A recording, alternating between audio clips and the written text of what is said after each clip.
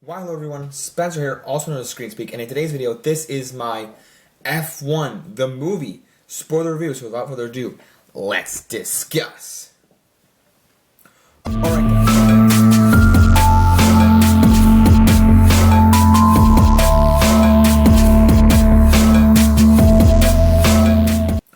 Alright guys, so I just said that this is a spoiler review, spoiler adjacent, spoiler light, because I saw this movie last night with my friends, and we discussed a heavy amount of this movie. If you didn't check that out, be sure to click the card up there, or you can. And I had a blast seeing this. I made a post on Instagram about this, as I always do, and this is my favorite film of the year. Just a heads up, later this week, I've got my top 10 movies of 2025 of the year so far list that I'm planning to come out with. And I'm not going to tell you where anything is. Oh, I just said this is my favorite one, so you could probably tell it's going to be at the top. But there's many films I've liked so far this year. That being said, Ballerina and Novocaine. Not going to tell you where they end up, but they're just so good. Action movies, but this one, I love Ford v Ferrari. Love it. Excuse me. I just drank water. Dripping all over. And I love that movie. And last year, Gran Turismo came out. And Baby Driver's a good movie too. It's not all about racing, but Ansel Elgort drives cars and, stuff in that movie. And I like the driving in that. And Gran Turismo was alright, but I have my issues with it being that a true story about this video game adapted into a real-life car racing movie. It's just like, it's okay, but it's okay. This movie, kicked ass. It kicks butt at everything. And let me just before I get into like the deep nitty-gritty about the film, what I loved about this movie was, my God, I was sitting there and the movie started, and Shea Wiggum is in it. Shea Wiggum, I don't think it's plural. I think it's Shea Wiggum is in this movie, and he's the dad in Across the Spider-Verse. He's Gwen Stacy's dad voice, and he's also in Dead Reckoning and The Final Reckoning. And I was thinking to myself, I'm like, God, this movie with him in it. He's only in it for like 5 minutes, like the first, scene of the movie where Sonny Hayes, played by Brad Pitt, is in the NASCAR race, and he wins that race. And I'm thinking, Shea Wiggum in this is 10 times better than whatever happened in Mission Impossible: Final Reckoning. And this whole movie's better than that. Ultimately, I mean, you get great car racing, and I would love to see Joseph Kosinski, who directed this movie, do Mission Impossible. Oh, but we're not. That's cool. Yeah, so, I don't know.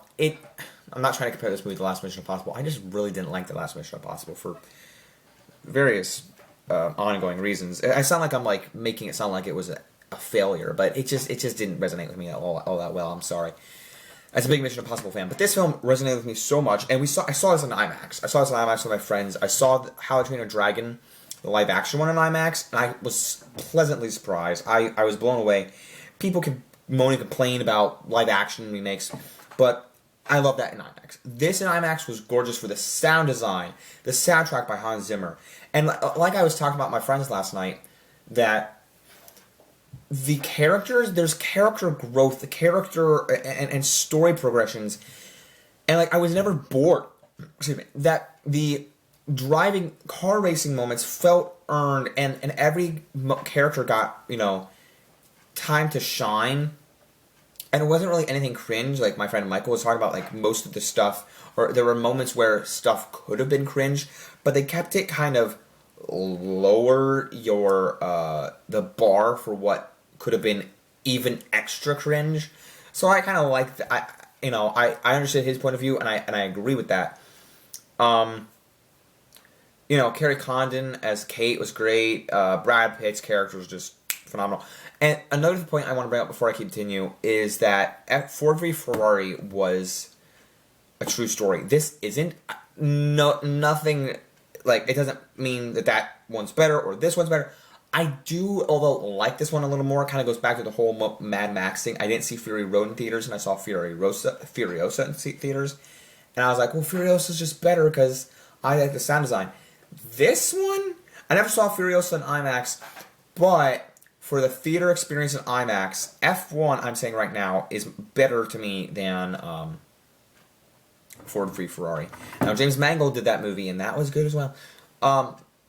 It, you know, Brad Pitt's great in this role. Javier Bardem, the African American driver and his family, like his brother, was it brother and mom?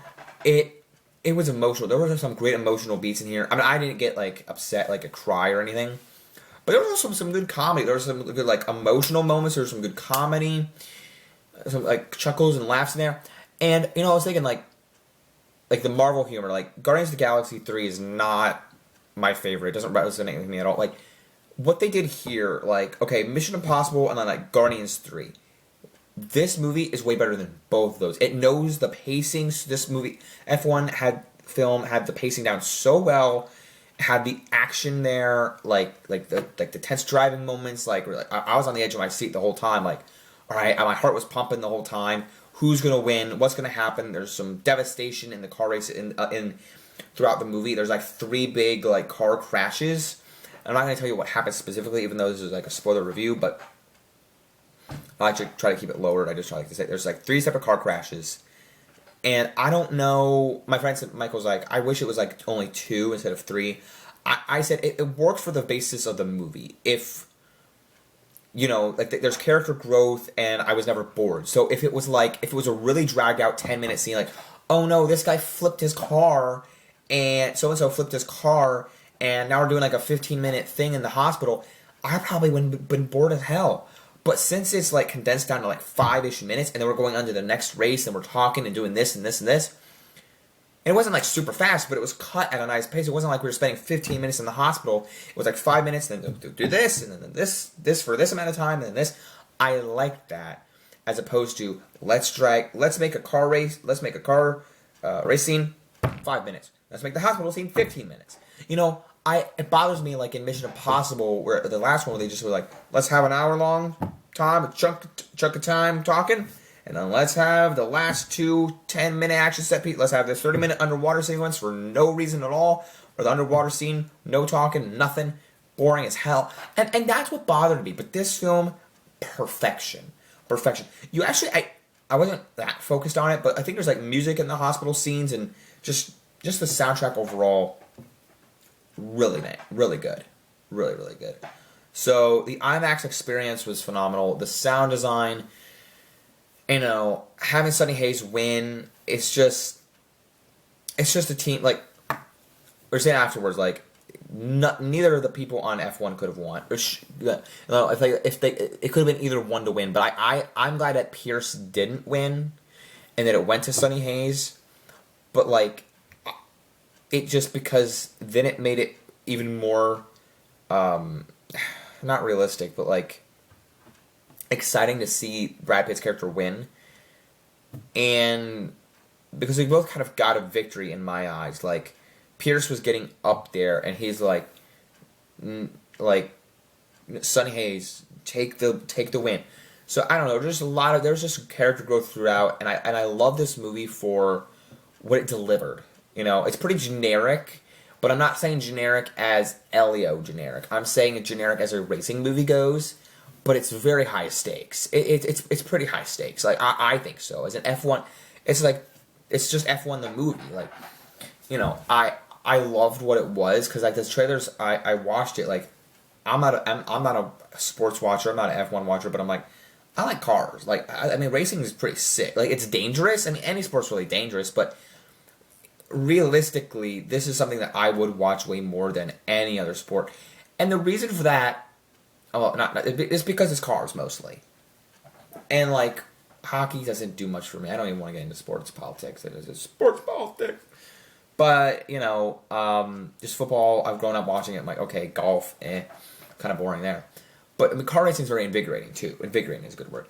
And this movie, it keeps on the edge of your seat. Like I said, my heart was pounding. And it's just a good time. It's just a great movie. So, that said, guys, I highly recommend you watch this movie in theaters. I don't want to spoil too much, except I already did a little bit. I did a little bit. And there's this great there's gorgeous scenery too. Gorgeous scenery with like the buildings and like the landscape. There's like water, like the movie starts with this water waves and stuff. And then sand at the end. You guys will know what I'm talking about if you've seen it with the sand. Oh my gosh, I was just like in awe of this movie, like the beauty. Apple and Warner Brothers, you did it. Knocked it out of the park. This is my favorite Apple movie I've seen. There was a lot it was a big budget for this movie. I hope it performs well. But like I said, this is my favorite movie of the year, and like I saw Killers of the Flower Moon, Argyle, which were two Apple films. I thought there was another one that I've seen. Maybe I'm just thinking of Apple TV shows. But anyway, that's my review. It's a 9 out of 10, 4.5 stars on Letterboxd, and an A+ for entertainment on my standards. Let me know if you've seen F1 and plan to see it, and if not, why? You're just not into Formula One, you're not into sports. I mean, I watched Ted Lasso, and I'm not into football or soccer, whatever you call it there. And yeah, so I watched that. And, you know, I've seen that Ford v Ferrari. It's also racing. But I enjoyed this movie. And like I said, I saw the trailers and I was like, because I heard about it. I don't know if I heard about it. I was just like, oh, this movie, that's cool. Brad Pitt and Plan B. Brad Pitt's company, Plan B, worked on this movie as well. I saw the trailers and I was like, dang, that's great. And then I kept watching the trailer, like the first one. And the second one was like, this movie looks phenomenal. And it delivered on what the trailers showed me. And that's what I'm hoping, like, Fantastic Four and Superman do. I'm hearing mixed things on Jurassic World, which I'm seeing that later this week. But I'm just like, I don't know. I hope that Superman definitely delivers until those Fantastic Four. My friends that I'm going to see it with, that I just saw F1 with, were like, Superman hopefully is good, and they're like, Fantastic Four and Invisible Woman kind of cringe. But I don't know. I'm excited for both. So let me know what you thought of F1, and are you excited to see all the movies in July? Because I am pumped. This summer movie season has been a blast, and as I said going in, there are a lot of good ones. There are some that are like, but that said, it's still been a blast. Don't forget to leave a like, subscribe, follow me, or you can on social media. Don't forget to like, subscribe, follow me. Don't forget to keep calm, watch screen. Peace out, everyone. Bye.